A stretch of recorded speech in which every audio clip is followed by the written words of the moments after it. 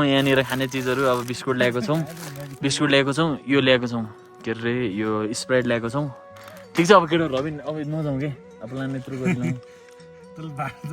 यसो हाम्रो हिँडे अनुसार त गाह्रै छ क्या अब तिमी हो दुई कुरा मलाई अब के प्लान बनायौ 5 बजे त पुग्छौँ प्लान के बनायौ त्यहाँदेखि अब त्यो थोरै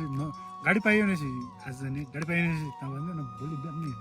हुन्छ त्यो गर्दैन हुन्छ तर यहाँबाट चाहिँ अहिले चाहिँ फर्किन्छौँ हामी हो यसलाई खोला त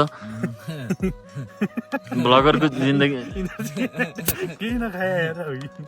चेस ल धुवा हुन्छ त फ्रिजमा हालेको छु सबै फाइनली हामी यहीँ बस्छौँ हामी फ्रिजमा हालेको त हामी नै चिसो भएको फ्रिज हाल्नु त चिसो भएको हो यहाँ झट्टै फेरि कम चिसो भयो दाइ बा यहाँ त हात त फाट्छ डाँडो हो नि त दाइ होइन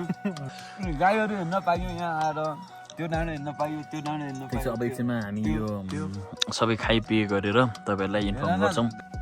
अब त्यो सबै खाउँ होइन खाइसकेपछि रेस्ट थाक्छ मऱ्यो भने उँभोतिर लागौँ यहाँतिर लागौँ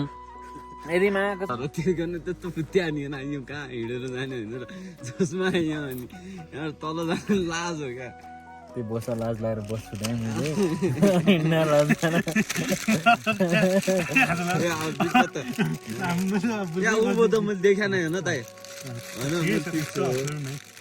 इन्डियन जाने भने चाहिँ दाइ हिँड्यो भाइ रेडी छ तल जाउने नि ओके माथि जाउने नि ओके